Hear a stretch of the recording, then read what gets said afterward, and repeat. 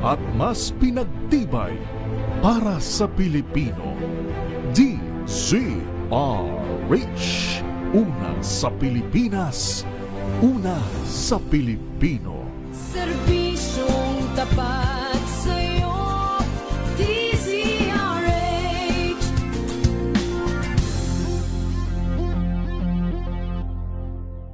Top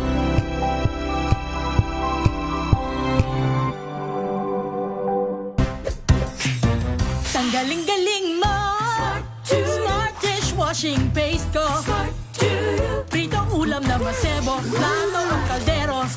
Tanggaling for everyday. Ganyan pag smart ang dishwashing paste. May double tanggaling formula. Tanggal ang sebo, tanggal ang bakterya. Pahit para walang bahid, linis fantastic sa metal at plastic. Number one ko to. Tanggaling-galing mo, Smart dishwashing paste. ACS. Sa lahat ng bagay, simula pa lang, siguraduhing max protection na. Kasi pag kulang ang proteksyon, baka madaling masira. Sa ngipin, dapat may max protection din. Max Alaga ng Unique Toothpaste. With Max Protect Formula. Help stop cavities before they start. While keeping breath fresh. Try Unique Maximum Fluoride Protection. Para Max Alaga, Max Protektado. ACS. Wow, ang saya. Isang barangay na labada, puro mancha pa. Goodbye, pahinga. Mommy, isang laba lang yan sa Pride Bar Blue. May powerful stain-away enzymes na malupit sa dumit mansya. At di masakit sa kamay. Isang laba lang yan. Hello, pahinga. Hello, Pride Bar Blue. ACS.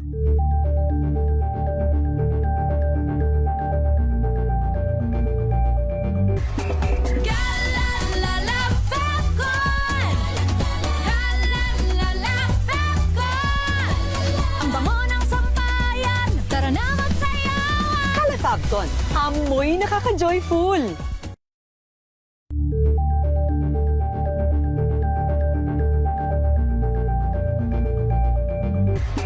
Galalala Falcon. Galalala Falcon. Ang bango ng sampayan. Tara na magsayawan. Calafabcon, amoy nakaka-joyful. Tinesting, sinuri, siniyasan. Ang resulta, super effective ang Shield sa pagpatay ng bakterya at virus. Shield Antibacterial Soap. Believe ang mga eksperto sa Philippine Nurses Association. At si Mami, Tiwala ako sa Shield. Shield Antibacterial Soap. Napatunayang mabisa. Ang mga nurse, tiwala. ACS.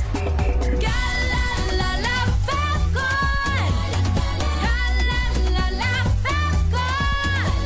Ang bango ng sampayan. Tara na magsayawan. Calafabcon, amoy nakaka-joyful.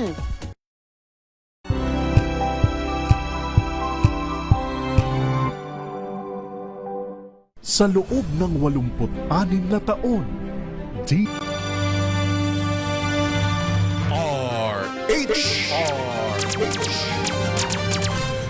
Anim na minuto makalipas o Pilipinas. Ang oras, 6 minuto makalipas ang alas 5. Makinig ng mga balita at maaanghang na kuro-kuro sa radyo. Sa tamang balita, tama sa bayan. Tambayan with Raymond Dadpaas at Romel Fuertes sa paghahatid ng tamang balita at talakayan sa Tambayan.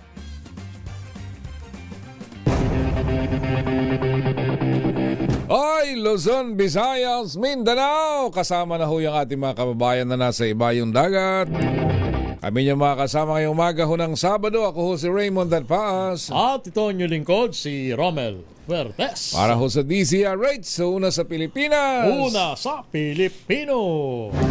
Umaga si Paring Romel. Good morning, paring Raymond. Sunod-sunod yung mga legal battles na kinokompronta nung nakaraang administrasyon. Ano yun yung pinakamalaki dito yung resignation or pagbibitiw Ni Attorney ni Kaufman. Attorney Nicholas Kaufman bilang lead counsel.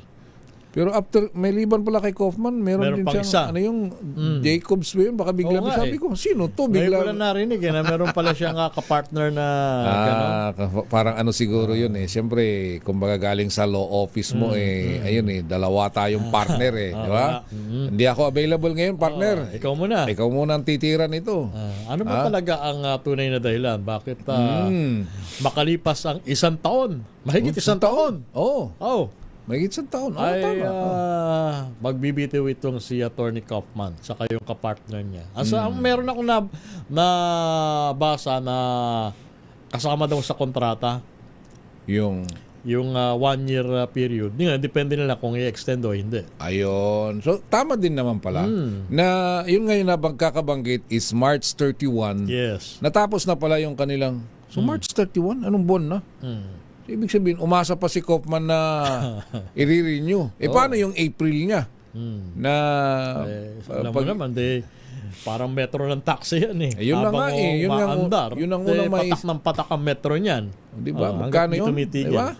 $10 million? Equivalent to 1.5 million pesos 150 million. 150 million a month. Yes.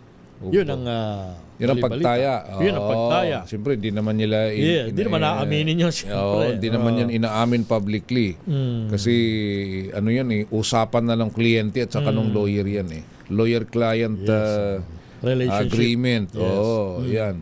But anyway, well, isang kaso din naman kasi paring Romel, ang layo pala nung presyo sa patong kay Atong Am. Iba naman ito, paring Raymond. 20 million na pala. Dinoble na. Dinoble pala ni Secretary John Vic. Di ko na... Anyway, dito kay... sa yung kasing resignation ng isang lawyer, kung minsan, ano yan normal yan na nangyayari. Na nangyayari sa mga kaso. Kaya lang, kumbaga, ang layo na nang narating More than a year. Maraming magtatanong na after 1 year, doon mo palang ba na-realize? Na mahinang klase. Mahinang klase yung nakuha mong... Sabi niya parang Raymond. Ay ako naman, nakapagtataka rin sa mga ordinaryong mamamayan na after 1 year, doon mo palang na-realize na meron palang rason para ikaw ay bumitaw na. Hindi ba? Well, kasi yun ang unang itatanong mo. Bakit? Well, sa tinagal-tagal di ba? Ngayon mo lang na-realize. But anyway, siguro naman bigyan natin yung bigyan natin ng benefit of the doubt. Benefit of the doubt. Tama. Na siguro i-base na lang natin doon sa contract. Kaya lang magtataka ka. Dapat kung March tapos yung contract, dapat ang balitang ito nung April pa. Ba't inabot mo ng mahigit isang buwan? Ano yun? Baka may transition. Hindi kaya. Bagay, pwede rin. Parang ano lang yan Parang yung ibang opisyal dyan ng gobyerno na wala na sa pwesto. Pero hindi. Hanggang ano pa tayo? Hanggang katapusan pa tayo. Sayang yung parating. Yan. Medyo pero mabigat yan yung magpapalit ka kasi ng... kumbaga parang sa liga lang yan Kung sa liga, yung kalagitnaan ng laro, bigla ka magpalit ng coach. Hindi panibagong diskarte na naman yun. Ayun, maninibago siyempre yung Start from the scratch na naman yan. Sa liga yan, magbabanibago yung management, yung mga players, yung playing style. Ganun din sa legal, kasi may mga strategiya din yan magbabago lahat. Yes. Dahil dito sa Well, on the other hand, sino kaya ang papalit? Di ba? I'm sure na yan, na hindi ka po pwedeng kung ang level na kasi yung pagkaka-describe kay Kaufman nung kinuha nila, top caliber. Ito yung mga... Saka dapat accredited ka ng ICC. Sa ICC kasi, kumbaga si Kaufman ay isa sa mga kinikilala doon. Doon ang kanyang pagkakadescribe. Ilan na ba ang naging kliyente niya dyan sa ICC na prominente? Marami-rami. Marami-rami ang kliyente ni Pagka sinabi mo sa ICC na Attorney Kaufman, may dating. May dating. Ayun. Talagang kilala siya. Kilala siya doon. because he had been representing merong taga-Africa, may taga marami na siyang naging kliyente. Huwag niyo nang tanungin kung ilan ang naabsuelto. Yan. Huwag niyo nang tanungin. Basta siyang naging represent. Ganun lang yun eh. Parang sa Pilipinas din lang may maiingay na abogado. Na huwag nyo nang tanungin kung nanalo yung kanilang mga kaso. Basta maingay. Basta maingay. Abogado. Abogado, basta Tapos maingay, huwag mo nang tanungin kung... Ako, sakit nun. Yung mga ganong abogado, yung maingay, kung baga, ang tsansa, tabla talo. Ako, ang hirap no, pag yun na nakuha mo abogado. Tapos ang laki maningil, ano? sus, ang taas maningil. Ako, hirap Milyones ang sinisingil, tapos tabla talo ang laban mo. Ayun pala Buti kung umabot ka sa tabla. Kumbaga, ang pinag-uusapan na lang pala kung ilang taon ng sintensya mo. Ako, napakahirap nun. Kung hindi tatabla, gano'n ang mangyayari. Ay, nako, napakahirap. Nako, kaya minsan wag kaya kung minsan nakapagdududa, hindi. Sorry pero ang dami nating mga kaibigang abogado, pero kung minsan, kailangan din mamili ng abogado Parang doktor, paring Raymond. Alam mo naman, doktor, matatalino yan. Pero may iba-iba, kaya nga meron nga second opinion di ba? Sila mismo hihirit nagsasabi. Ka ng second opinion halimbawa, nung pumunta ka kay Dr. A, sabi medyo schedule natin ang operation mo. Syempre ikaw, Dok, baka naman na po pwedeng magganap makuha sa gamot. Makuha sa gamot muna. Sasabihin, sige, ikaw, bahala ka. Tapos, syempre, pagka ikaw mag-iisip, baka pwede akong pumunta dito kay Dr. B. Baka mabigyan ako ng ibang alternative nang hindi operahan. Bubuksan yung katawan ko. Di ba? Ayun. Minsan totoo naman. Pagdating sa kay doktor, sabi, hindi! Ganito lang yan. Meron na tayong bagong gamot. O kaya yung bagong technology na hindi na kailangan buksan susugatan. Tutusukin lang ng isang mahabang karayom yan. Para i-laser yan. Yan. Yung mga ganon. Siyempre, mapagkukumpara mo. Sa legal, ganon din. Ganon din. No? May kanya-kanyang legal advice at alam naman natin kung sino yung mga abogado talaga. Dito sa atin, siyempre, iba yung case sa international dahil the ICC kasi, tingnan natin kung sino yung kukunin kung sakasakali nakapalit ni attorney hindi kaya Nicholas Kaufman. ang grupo ni na attorney Sal Panelo, parang Raymond, hindi ba nagpunta ron? Ang grupo ni attorney Sal Panelo? Namasyal. Nagpunta, namasyal sa dahig. Sino ba sa kanila ang accredited by the ICC? Hindi, si attorney Roque. Harry? Oo. Ba't kasama ba siya sa liga? May liga. Hindi siya. Ang alam ko kay Attorney Harry Roque, may legal problem. Iba yun, parang Raymond. Hindi siya kasama sa legal team. Di ba? Sa bagay, Hindi siya kasama sa legal team. Yan ang pagkakabanggit. Anong ginagawa niya rin sa daig? Di ba nag-a-apply ng asylum? Kaya nga hindi siya makuha-kuha ng Pilipinas dahil naka-file na yung asylum. Meron pa siyang dinidepensahan. Parehas nila ng kaso ngayon kay Saldico, Ginoong Saldico. Pero pa-vlog-vlog na lang si Attorney Roque. Kasi sa habang hinihintay. social media. Naiinip siguro. Isang taon na mahigit din Pero kita mo yung tsura ngayon kumpara dati. Diba? Naging slim naman siya, paring Raymond. Ayun lang. Yun siguro ang maganda doon. Kaya lang, okay kasi yung pagpapa-slim na sa normal na takbo ng buhay. Pero sa itsura niya, hindi naman siya latang stress, paring Raymond. Hindi rin. Hindi rin. Yung nakikita ko nitong huli, iba na. The Harry Roque that I know. In fairness, iba and yung I've seen niya. before as a lawyer, human rights lawyer noon at nung naging secretary siya nung Duterte administration, iba yung kisig. Iba yung kisig nun kumpara ngayon. Saka nung siya ay nasa posisyon palabiro yan si Attorney Roque. Masayahin tao yan ngayon galit na galit lagi Galit sa mundo. Mainit ang ulo. Galit sa mundo. Ayun. Ganun talaga. Nagbago ang na ibang environment. Yung iba nga naninibago Nagtatanong bakit nagkaganito to si Attorney Harry Roque? Sa kanyang pagsasalita parang hindi siya abogado. Parang iba na. Parang daig pa yung nako. Yung mga salita na hindi mo ine-expect sa isang abogado, sa isang professional, nasasabi na ni Attorney Roque. Sa bugso ng kanyang emosyon at galit eh. Ano yan? Di ba?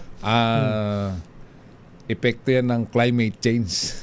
Ako talaga pa. Totoo. Sila yung Sa namamayagpag salitang dati. Sa salitang kanto, weather. Ayun, yun lang ho yun. Kasi dati, masisi mo ba yung iba na ikaw na nasa posisyon? Oo nga eh. Ikaw, druga ka. PI. May ganun pa. Druga to. Naalala ko tuloy nung ngayon, sa isang press con hindi ba? Referring to former Senator Leila de Lima. Yung time na pinakulong nila. Inakusahan tapos, ng patong sa illegal drugs. Parang tinanong yata siya ng ano masasabi mo 1 taon na yata nakulong. Diba? Anong wish? Anong wish mo? Anong sabi ni Atty. Harry Roque? Nawala tuloy ako. Sabi niya, wish her. Ano yun? I wish you... Yung sana manatili ka na sa kulungan. May you rest your life in jail. May you spend your life. May you spend your life in jail. Ayun. Yun ang sabi niya. Tapos may belat pa. May belat pang kasunod yun. Ayun. Ngayon, weather. Nagbago ang ihip ng hangin. Kaya yung mga ibang kritiko naman, ibinabalik sa kanya. Ayun, totoo naman. Yung ganong kantyaw. Diba? Masisi mo ba yung iba? Kasi ngayon, nasaan si before Senator de Lima. Ngayon, unang-una, naabsuelto siya sa kaso niya. Ngayon, siya ang nakaupo. Yes. Yung mga dati nangangantyaw, sila naman yung may problemang legal. Kaya kung minsan mabilis ang ikot ng mundo ngayon, mga kasama. Bilog ang mundo. Digital na daw ngayon. Digital na. Ang bilis. Tingnan nyo Ang bilis. Kaya sana yan ang isipin ng iba. Na kapag nakapwesto huwag unang-una huwag sakim sa kapangyarihan. At saka laging tandaan, lahat may katapusan. Ayun, isa pa yun. Di ba? Akala mo yung mga namamayagpag dati, kita nyo yung mga lord, mga lord dati. Ngayon, nasaan sila? Yung iba nakakulong, yung iba hinahabol, palipat-lipat, na huli daw namataan sa Cavite. Ito naman klase. Si Secretary John Vic Remulla. Minsan, mapapakamot ako ng ulo Bakit of all naman? places sa Pilipinas, Na pinuntahan. ikaw talaga ang diyan ka pa nagpunta sa baluarte ng mga Remulla. Oo nga. Di ba? Kaya nga. Di ba? Si dating... ano bang gusto mong palabasin na Atong Ang?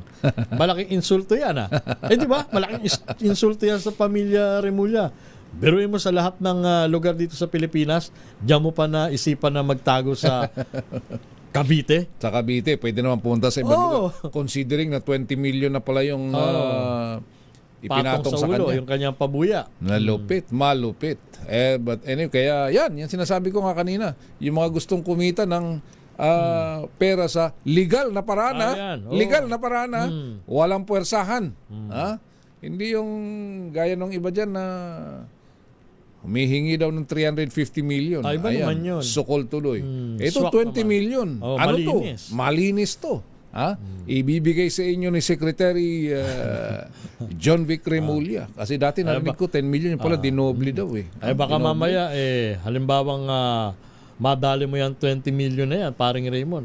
Ibigay sa iyo ng in cold cash.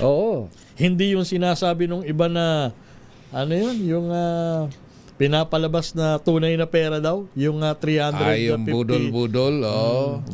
Mario Jose, minsan gagamit tayo ng sentido komon. Wala. Yung mga ano na lang yun, nagpapalusot yun. Pero sa mga may idea sa law enforcement, naintindihan nila yan. Pag ganyan nakalaki ng pera, hindi naman totoong pera yun. Sabi nga ni NBI Director Mapibag yung ilan sa mga nangangantyaw may alam pa sa batas talaga sinabi niya, nakapagtataka na hindi nila alam yung ganong kalakaran. Diretso sinabi niya si dating COMELEC Commissioner Rowena Guanzon. Ay, si Attorney Gonzon naman, medyo... Yan ang sinasabi ko, paring Romel. Na hindi lahat ng abogado ay pwede mong pagkatiwalaan sa panahon ngayon. Naku, Ay, ako totoo naman, lang, oh. ako naman, nakatwiran ko, hindi mo na kailangan na maging abogado Para maintindihan. para maintindihan. Yung mga ganun. Di ba? Kumbaga- Gamitin lang natin, talasan natin ang sentido común. Tsaka yung... yung kasi in fairness to them, pag mayroong mga legitimate, yun lang, ayoko na magbanggit ng mga pangalan na involved, pero sa mga law enforcement operations kasi na ganyan na yung entrapment operation. Gagamit talaga ng budol money. O tsaka paring Romel, hindi yan ginawa na nag-usap tayo. Entrap natin si ganito. Hindi yan po pwede na ngayon, nag-usap ka, mamaya tapos na yung operation. Ano yan? Mahabang proseso ho ang pinagdadaanan yan, and every move is documented. Yung iba, pilosopo pa. Sabi ni Director Matibag, inimprenta roll lang yan sa Recto. Sa recto. Sasabihin naman mga pilosopo, ba't hindi inuli? Di ba illegal? Mario Josep naman, Yun, na hyperbole lang yun. Nako, minsan gagamit din tayo ng sentido común. Libre namang gumamit niyan Wala, yung iba diba? kasi. Pilosopo Bakit daw, mo naman. illegal daw talaga yung illegal naman talaga. Yung paggawa ng Peking pera. peking pera. Pero kung yan ay gagamitin sa lihitimong operasyon ng lihitimong autoridad. Hindi, tsaka, Hindi ang ko yan, yung maisip doon kung sa bakit, budol money kung tawagin, ang merong powder lang yun ay yung totoong pera. Yung totoo. Usually, yung nasa ibabaw yan. Nasa ibabaw. Diba? Halimbawa, 1,000 ang nakapatong doon, yun lang ang merong, kung halimbawa, ilang libong nakapatong, halimbawa, let's say, 10,000, 10 piraso yun. Yun lang ho ang may dusted. No? May powder. Kahit pinowderin yung iba, pero ang pinaka-priority na may dust, yung totoong pera. Totoong pera. Tapos Kasi, yung the rest nun, hindi na totoong pera. gagamitin yun bilang ebidensya sa korte. Tama. Kaya, Maliwanag yan. medyo, kasi baka kung minsan, sabi, napupunta tayo sa issue na maganon Balik ka sa basic na tanong pag ganyan. Yes. Totoo bang may nangyari na extortion? Yan, ganun lang yan Wag na tayong pumunta doon sa mga kesyo na set up. Natural. Entrapment operation, kaya na set up. Pero, balik ka sa basic na tanong. Ano ba kasi ang pinag-ugatan? Na? Whether, wag mo nang tanungin kung sino yung mga individuals na involved. Regardless kung sino yung complainant. Sino yung complainant at sino yung suspect. Wag mo nang tingnan ng ganun. Basta, ang issue, kung may nangyari bang tangkang panunuhol. Yun. Doon tayo. Yun yung pangingikil. Pangingikil. Pangingikil. Hindi pala panunuhol. Pangingikil. Kung talagang doon lang sa basic, huwag na tayo mag-usap doon sa mga ayaw mo na sa law enforcement. Hindi, ang binabanggit ko ito paring Romel kasi in fairness naman sa mga law enforcement agencies just like the National Bureau of Investigation na laging nasa headline. Ang punto natin is respeto sa mga nagtatrabahong tunay. No? Yun lang ang punto natin. Huwag nyo nang tingnan si Director Matibag kasi si Director Matibag dumating lang yan, ilang buwan lang yan At saka bigla na lang ang daming mga issue sa kanya na kesyo, kakampi ni ganito dati. Hindi, huwag nyo nang tingnan si Atty. Matibag. Huwag nyo Saka huwag nyo saksakan ng politika. Mostly nagtatrabaho dyan ay yung mga nasa baba, and these are all professional investigators just doing their job. Yun lang yun. Para lang bigyan natin ng katarungan naman. In fairness sa mga nagtatrabaho ahente ng NBI. Hindi lang NBI, in all other law enforcement agencies. Kasi kung minsan, ang credit lagi yung nasa puno. Yung pinuno. Pero sa totoong buhay, hindi naman yun ang may nagtrabaho talaga yung mga nasa ground. Yung mga kung sino yung yung team yan isang buong team yan na professional investigators, maybe hindi lang NBI pero other law enforcement agencies also. Saka huwag nyo nang iugnay yung politika. Nako, labo nun. Alam mo, bago kayo magpolitika, importante tignan nyo muna kung basic lagi. Nahalata mo ba, parang Raymond? Kada mayroong gumagawa ng kalokohan at hindi kakampi ng administrasyon, anong unang idinadahilan, ginagawang alibay? Hindi, pinupolitika lang kami. Nako, Wag na tayo mag-usap muna sa politika. Ganun, Back to basic. pagka gano'n, pati yung mga kriminal gagawing sangkalan niya. Di ba? Ay, nako. In the meantime, dahil mainit ang panahon, DZRH Weather Bulletin. may babala ng mataas na heat index sa area ng Visayas. Makibalita tayo mula kay Miss Leyan Loreto sa Pag-asa. Miss Leyan, magandang umaga at welcome once again sa DZRH. Good morning. Good morning po, Sir Raymond, Sir Mel, at sa lahat ng ating mga taga-subaybay. Magiging maganda naman po ang ating panahon ngayon hanggang bukas, dulot na itong easterlies sa buong bansa. Although possible pa rin po yung mga panandaliang buhos ng ulan, pagsapit po ng hapon hanggang gabi, dulot naman ng mga thunderstorm activities. Para naman po sa ating heat index dito sa Metro Manila, tama po, magiging mainit ngayong araw. Nasa danger level po yung heat index natin. Hanggang 42 degrees Celsius dito sa Metro Manila. Pinakamataas naman po, 44 degrees Celsius. Dito po sa may Lawag City, Ilocos Norte. Maging dito rin po sa may Camiling, Tarlac, Stanley Point, Cavite City. Maging sa may Cuyo, Palawan at sa may Dumangas, Iloilo. Kaya doble ingat sa ating mga kababayan dahil yung ganitong heat index po maaaring magdulot ng heat exhaustion, heat cramps, and also in worst case scenarios yung heat stroke. So doble ingat at uminom po tayo ng tubig throughout the day. At para naman po doon sa bagyo na binabantayan natin na nasa labas ng ating PER, itong tropical storm na may international name na Hagupit ay papasok po ito sa ating PER ngayong araw at posible nga po ay pagpasok ng PAR ay humina po ito. Although, maaari po ito magdala ng mga kaulapan sa may eastern sections ng Southern Luzon and Visayas, pagsapit naman po ng Monday hanggang Tuesday. Yan naman po dito, sila dito sa Pag-asa. Miss Leyan, magandang umaga. Yes, yung si Hagupit. Yes. Kung sakasakali ba, ano yung mga area kung sakaling papasok siya? Kung papasok po, sa nakikita kasi natin ay lalapit lamang po yung itong si Hagupit or kung makapasok na, tatawagin po natin ito bilang si Bagyong Kaloy. Kaloy, So, possible po ang maapektuhan kung meron man mga pag-ulan lamang na kaunti dito sa may Eastern Visayas, sa may Catanduanes, and also sa may Sorsogon, and pati na rin po sa ilang bahagi ng Caraga region. So, eastern sections na po talaga ng ating bansa. Hindi ito mag-landfall, Miss Leyan? Less likely po. Most likely. Pero ano ba yung mga paliwanag pag sa ganyan? Sa sobrang init ng panahon, meron pa rin nadidevelop na ganyang klase ng bagyo? Well, yung mga typhoon or yung mga bagyo po kasi ay nade-develop po siya kung mainit po yung temperatura ng ating karagatan. So, kung mainit po, nagiging or nag-evaporate po water cycle lamang. So nag-evaporate, nagiging kaulapan. Tapos kung yung ulap na yon ay mas kumapal at walang ibang let's say walang ibang hindi parang nagiging maganda talaga yung development niya habang nasa may karagatan ay pagiging bagyo po ito.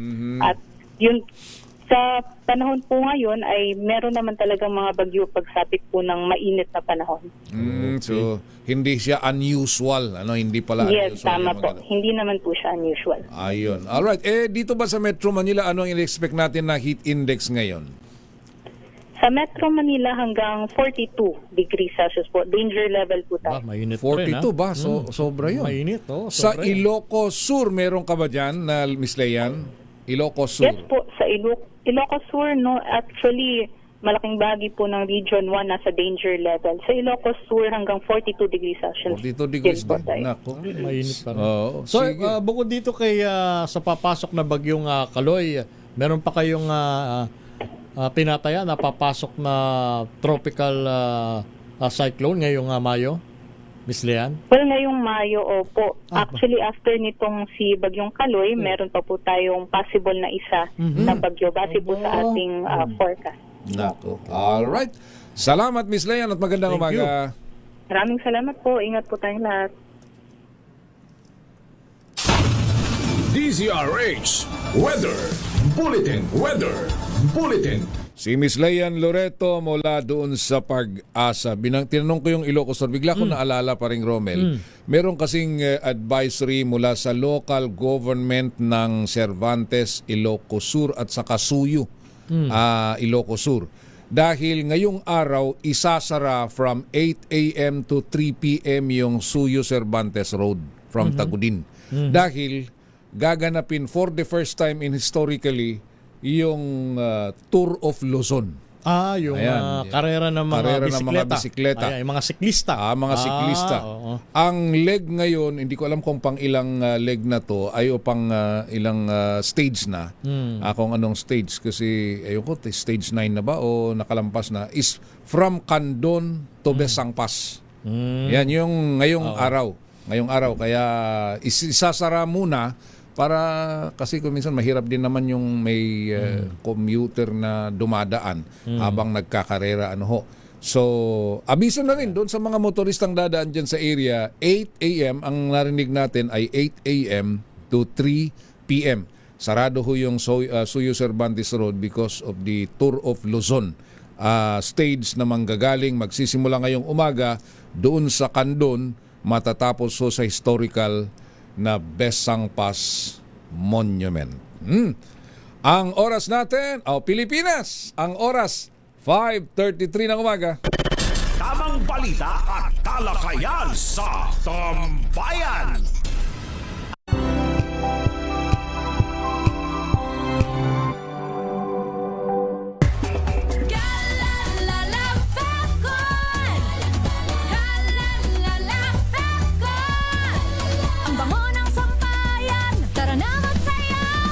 Fabcon, amoy nakaka-joyful.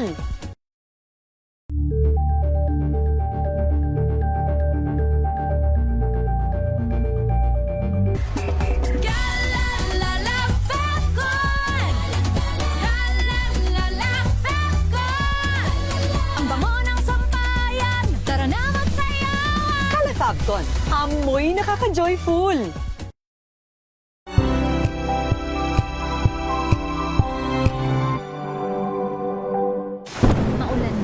No worries, na amoy kulob ang damit. Charm Fabcon, bangong kumakabloom, tanggal amoy kulob sa bango ng charm. Kaya gamit ko, Charm Fabcon with Bloom Fresh technology. Kills 99.9% of kulob-causing bacteria.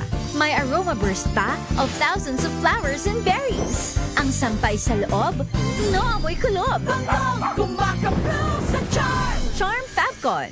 ACS.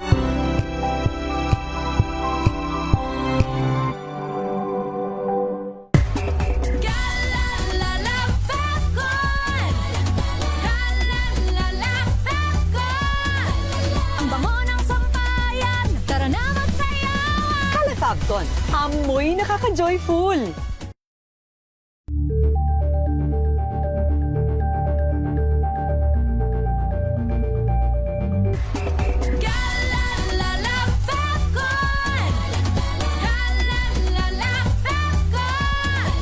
Ang bango ng sampayan, tara na magsayaw. Fabcon, amoy nakaka-joyful.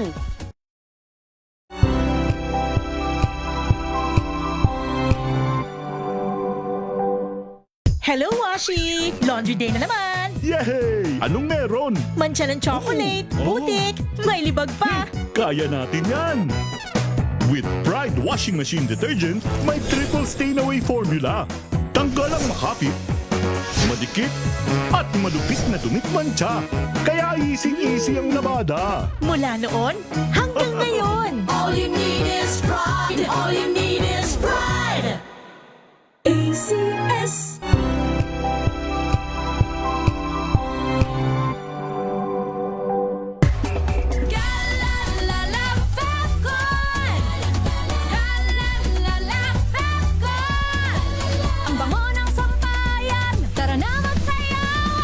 Fabcon, amoy nakaka-joyful.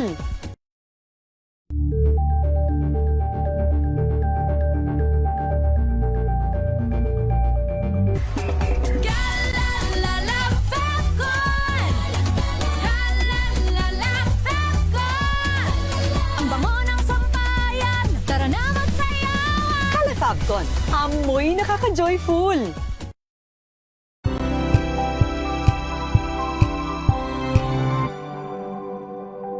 Sa loob ng 86 na taon, DZRH ang naging kaagapay ng mga Pilipino sa balita, sa serbisyo at sa bawat kwento.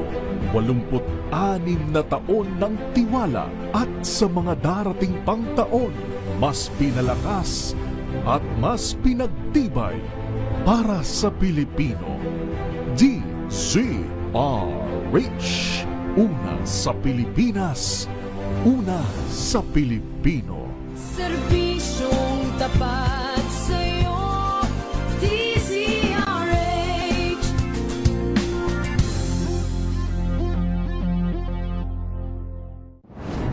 Kung good vibes ang hanap mo, dito ka na sa Sigurado!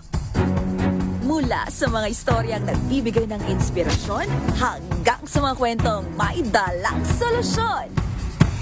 Mga balitang pampagaan ang pakiramdam at pampaganda ng araw. Hindi lang basta good news, kundi the better news. Mula Lunes hanggang Biyernes, 1:00 ng tanghali sa DZRH TV. Una sa Pilipinas, una sa Pilipino. Saan ka man sa mundo, tayo Pilipino. Ito ay bunsod ng naitalang 17 individual na ang kanilang naaresto. Ng Metro Manila Development Authority o MMDA ang No Contact Apprehension Policy o NCAP sa Metro Manila. Sa ang ilang mga dokumento ay peke. Hindi rin legal ang employment na ipinangako sa 5:38 ng umaga. Tamang balita at talakayan sa Tambayan. Ngayon sa ating mga balita. Muling nanawagan ang pamilya Veloso para sa kalayaan at Executive Clemency ni Mary Jane Veloso kasabay ng malalapit na pagdiriwang ng Mother's Day bukas sa inihaing mosyon ng mag-asawang Celia at Cesar Veloso sa Korte Suprema. Inikahit nito ang kataas-taasang hukuman na aksyonan ang naunang petisyong habeas corpus na inihain noong pang November 2025. Sa nasabing petisyon, kinwestiyon ng kampo ni Veloso ang patuloy na pagkakakulong ni Mary Jane sa Correctional Institute for Women sa Mandaluyong City. Ay kay Gina Celia, nanay ni Mary Jane, masakit bilang ina na makita nakakulong ang anak na inosente at biktima lamang ng pagkakataon. Isinusulong ni Pangulong Bongbong Marcos Jr. ang usapin ng energy at food security at protection ng ASEAN National sa ASEAN Summit 2026. Ayon kay Pangulong Marcos, kailangan tutukan ng pagkakaroon ng mas matibay na koordinasyon sa supply at pagpapalawak ng alternative at renewable energy sources. Mahalaga rin anyang palakasin ang intra-ASEAN trade, protektahan ang supply chain sa food security at pabilisin ang consular coordination para matiyak ang kaligtasan ng ASEAN nationals. Bukod dito, itinutulak din ng Pangulo ang pagtatatag ng ASEAN Maritime Center sa Pilipinas para mas paigtingin ang maritime cooperation sa rehiyon. It is a stark reminder that in an increasingly uncertain world, we call for our collective action, and it has never been more urgent. So we must continue to uphold the principles of ASEAN centrality and solidarity and pursue practical cooperation. Si Pangulong Bongbong Marcos sa ASEAN Leaders Summit sa Cebu. Samantala, labas tayo ng ating impilan. Indian National na pinagbabarilang riding in tandem sa Caloocan nakilala na. Alamin natin ang detalye. RH number 23, Edwin Duque. Edwin. Good morning, Kuya Ramon. Kilala na ngayon ng Caloocan ng pulis ang siya international at nagbabaril at napatay ang dalawang lalaki sa kaya ng motorsiklo sa Caloocan. Sa initial report nito sa Police Command report, isang ramjet 40 years old, international ang biktima at presidente ito ng North Point na Balite sa Quezon City. Kasalukuyan na naglalakad po ng biktima sa kabahan ng Kabatuhan Road sa Liparos, Caloocan. Biglang sumulpot itong dalawang suspect sa kaya ng Honda Click, nag-gray at nagbabaril ng biktima. Bumagsak itong biktima kung ay nakita ng pulisya ang pampas ng balang baril sa pinangyarihan.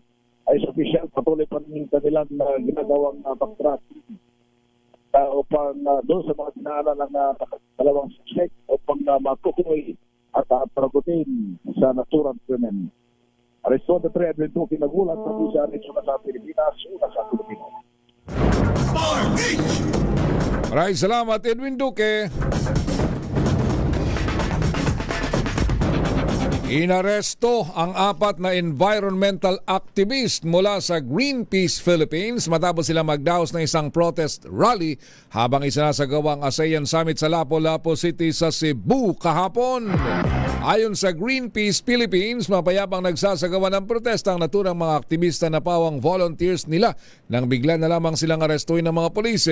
Git ng grupo sa halip na patahimikin ay dapat pakinggan ng ASEAN leaders ang kanilang panawagan na tuldukan na ang plastic and waste water crisis. Panagutin ng mga korporasyong nagdudulot ng polusyon at bawasan ng paggamit ng fossil fuel. Kasabay nito yung mapila ang Greenpeace Philippines na palayain na ang mga naarestong mga aktivista. Samantala, iginit naman ni Defense Secretary Gibo Teodoro na bukas ang Pilipinas na isama ang Association of Southeast Asian Nations sa multilateral drills ng bansa. Kasunod nito ng mga pagkukwestiyon kung bakit tila ibang nasyon ang laging kasama ng AFP sa joint exercises. Paliwanag ni Teodoro, nakadepende ito sa mga katabing bansa ng Pilipinas kung nais nila makipagkasundo tungkol sa issue ng West Philippine Sea. Nabatid na claimant din sa South China Sea ang ibang ASEAN countries gaya ng Vietnam, Malaysia at Brunei. Ito'y balita para sa mga may anak na gustong maging pulis, bumbero o kaya jail officer na nandyan sa Philippine National Police Academy. Makinig, na-expel na mula sa Philippine National Police Academy ang 42 kadete nito dahil sa pananahimik sa nangyaring hazing sa barracks ng PNPA sa Silang Cavite noong April 3. Ayon kay DILG Secretary John B. Cremulya, nasaksihan mismo ng mga na-expel na kadete ang pambubuhos ng muriatic acid at drain cleaning chemicals ng ilang upperclassmen sa katawan ng 22 underclassmen. Giit ni Cremulya, pinanood lamang. Nanahimik at nagtulog-tulugan ang mga ito habang nangyayari ang karahasan. Bagamat hindi kinasuhan, binigyang din ng kalihim na dapat lamang napatalsikin sa PNPA ang ng mga naturang kadete dahil sa pagtanggi nilang tumestigo at magsalita tungkol sa insidente. Una rito'y kinasuhan ng paglabag sa anti-hazing law ang 7 PNPA cadets at 2 pulis dahil sa nasabing hazing incident. Binuweltahan ni Defense Secretary Gibo Teodoro ang pag-alma ng China sa paggamit ng Pilipinas ng mga missile system ng Amerika at Japan. Sa pagtatapos ng Balikatan 2026, muling iginit ni Teodoro ang matagal na niyang banat sa Beijing na mas tutukan na lamang nito ang kanilang sariling bakuran. Number 1, hindi ako believe. Number 2, wala silang pakialam ko. Pilipinas, oras natin 5:45 ng umaga. Tamang balita at talakayan sa Tambayan.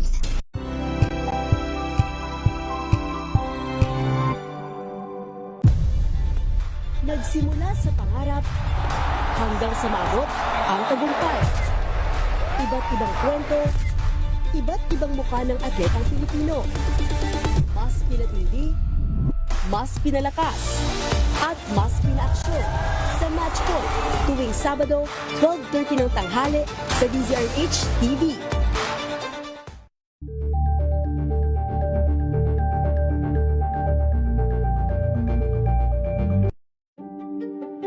Buklatin ang mga pahina. Pakinggan ang boses ng lipunan. Tunghayan ang mga issue mula sa ibang katayuan. Nakakalungkot kasi deserve ba namin ng ganito? Na hindi nila alam kung ano talaga yung kanilang mga karapatan. Yung gobyerno, tinulungan nila yung kanilang magsasaka. Pinapatahimik tayong lahat using various laws. Through education, kayang-kaya nating baguhin yung ganitong klaseng pag-iisip. Isang kwento, iba't ibang anggulo. Dito, sa Point of View.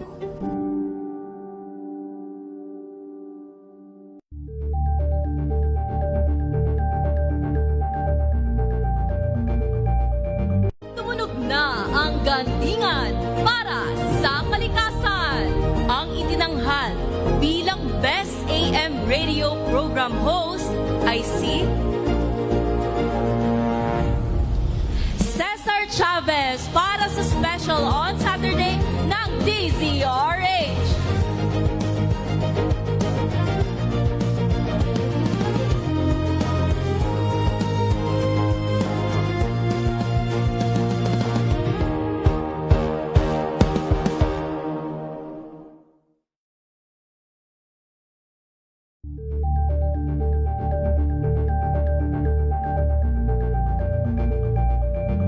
Maagang balitaan, maagang usapan sa mga issue at balita. Kasama si Kuya Angelo Palmones sa Magandang Umaga Pilipinas. Mula Lunes hanggang Biyernes. Number 1 na naman ang inyong DZRH sa latest survey ng Kantar Media na inilabas nitong January 2026. Hindi lang sa Metro Manila, kundi pati rin sa Mega Manila. Patunay na DZRH lang ang inyong tunay at totoong pinagkakatiwalaan. Taos-puso po kaming nagpapasalamat sa inyong patuloy na pagtitiwala dahil ang DZRH una sa Pilipinas, una sa Pilipino. Saan ka man sa mundo, tayo Pilipino.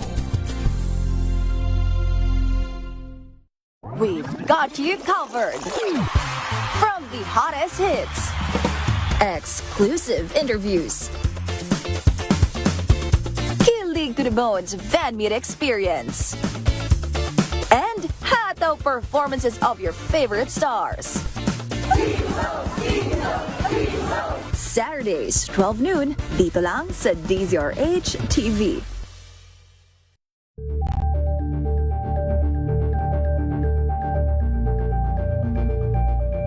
Curious ka ba sa maraming bagay?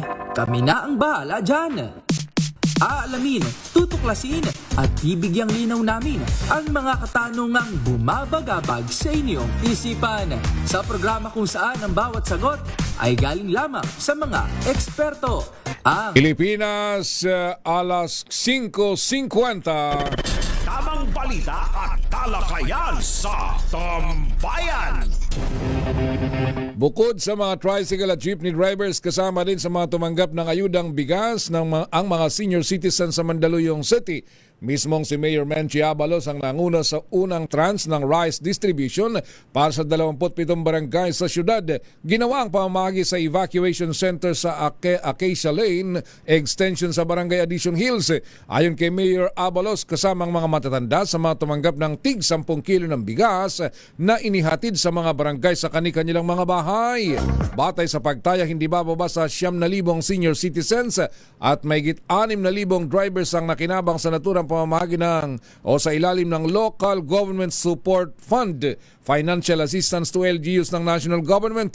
Maagang ipinaalala ng alkalde ng Mandaluyong na ang susunod na pamamahagi ng bigas ay nakatakda sa July, September at November. Abiso sa mga motorista, sarado ang ilang kalsada sa Maynila ngayong araw ng Sabado para bigyan daan ang tinatawag na Papay Run. Sa anunsyo ng Manila Public Information Office, sarado ang ilang mga daan mula kaninang alas 2 ng madaling araw. Kabilang na rito ang southbound lane ng Ross Boulevard mula Katigbak Drive hanggang sa P.O. Campos Street. Sarado din ang westbound lane ng Quirino Avenue mula sa Adriatico Street hanggang sa Ross Boulevard, P. Burgos Avenue, southbound kanto ng Victoria Street at westbound lane ng Finance Road mula sa P. Burgos Avenue hanggang sa Taft Avenue. Bunso nito, pinapayagan ng mga motorista na planuhin ng maaga ang biyahe at gumamit ng mga alternatibong ruta upang hindi maabala sa pagdaraos ng Papay Run. Yung pala abot dito. Oh, sa kaya atin. pala may mga di ba? May mga bantay na dyan. Balik sa 5 araw, kada linggo ang pasok naman sa Korte Suprema ito matapos bawiin ng work from home arrangement batay sa resolution ng Supreme Court and Bank. Ibig sabihin mula May 5, 5 araw ng pasok ng mga kawani ng Korte Suprema kada linggo mula alas 8 ng umaga hanggang alas 4:30 ng hapon. Matatandang ipinatupad ang work from home arrangement bilang pakiisa ng Supreme Court sa pagtitipid ng enerhiya dulot naman ng tensyon sa Middle East. Hinimok ng Bureau of Internal Revenue, BIR, ang mga taxpayer na magsumite ng kanilang annual income tax return sa itinakdang deadline para maiwasan ang multa. Ang kay BIR Commissioner Charlito Mendoza, sa susunod na Biyernes na May 15 ang huling araw ng pagsusumite ng ITR. Git ni Mendoza, bagamat marami pang hindi naghahain o nagsusumite ng ITR, nalampasan na ng BIR ng 5 million pesos ang kanilang internal goal para sa buwan ng Abril. Batat na pinalawig ni Pangulong Marcos ang deadline ng ITR submission hanggang sa Mayo mula sa dating April 15 para mapagaan ang pagbabayad ng buwis sa gitna ng nararanasang krisis. In-expect po namin na magkakameron ng significant na deficit because of course nga po, ang presumption kasi ng ating mga revenue targets papasok lahat ng April. Yes. Pero as of yesterday ho, monitor namin nalampasan pa namin as of yesterday ng around 5 billion na yung internal goal namin for April. At yan po ay ina-expect pa namin na tataas as we receive yung mga reports ng ating mga authorized agent bank. So, sa ating balitang sports, eto na. Pinataob ni DZRH reporter RH12 Mil Kiriguna ng mga kababaihan sa isinagawang inaugural Abante Golf Cup ng Abante Millionaire Group sa Philippine Navy Golf Club sa Taguig City. Ito matapos tanghalin bilang kampyon sa Ladies Division ng naturang laro si Rigunan. Sa gitna ng mainit na kompetisyon na panatiling ni Rigunan ang kanyang focus upang masungkit ang unang pwesto sa pagitan ng isang matinding countback laban kay Tina Mendez habang pumangatlo naman si Cleofe Lynn Kelly. Samantalang pinatunayan naman ng veteranong mamamayag na si Dindo Matining. Congratulations! Ang kanyang husay, hindi lamang sa pagbabalita kundi pati na rin sa loob ng golf course matapos tanghaling lowest gross champion sa nasabing golf cup. Congratulations sa inyong Milky, lahat. At sa iba pa mga nagwagi. Tsaka idamay ko na rin yung ibang mga nanalo pa sa sports. Si Idol Hill Bugawisan na nag-podium finish doon sa Singapore T100. Doon naman sa Singapore kamakailan lang. At sa balitang showbiz, muling magsasagawa ng concert sa Pilipinas ang boy band na Westlife sa 2027. Gaganapin ito sa January 20 bilang selebrasyon ng kanilang ika-25 taon. Isa ang Pilipinas sa mga bansang pupuntahan ng grupo para sa kanilang Westlife 25, the Anniversary World Tour, bukod sa Singapore, Indonesia, Malaysia, Thailand at Hong Kong. At siyempre, bago tayo magtapos, paring Romel, gusto ko lang batiin yung aking pamangkin ng kanyang graduation noong araw ng Huwebes. Yan, si Cherry Lynn Dadpaas. Soon to be mechanical engineer. Bachelor of Science in Mechanical Engineering. Doon sa Don Mariano Marcos Memorial State University, Mid-La Union Campus, doon sa San Fernando, La Union. Noong Huwebes ang kanilang graduation. Yan! Kaya, Boss Ray Nadar, magandang umaga. Ayan. Ay, kumusta ba si At saka si Yusek Ray Marfil. Ray Marfil. Ng Billionario News. At si Idol Hill Kabakungan at Marlo Dalisay. Strawberry Lopez, hindi ka rin nakakalimutan ni Francis Coaco. Ayan. Gandang umaga ho at sa lahat ng mga taga-subaybay natin, kami ang inyong mga nakasama. Ako ho si Raymond Dadpaas. At Romel Fertes. Para ho sa DZRH sa Una sa Pilipinas. Una sa Pilipino. Pilipinas, 5:57 na ng umaga. Tamang balita at talakayan sa Tambayan.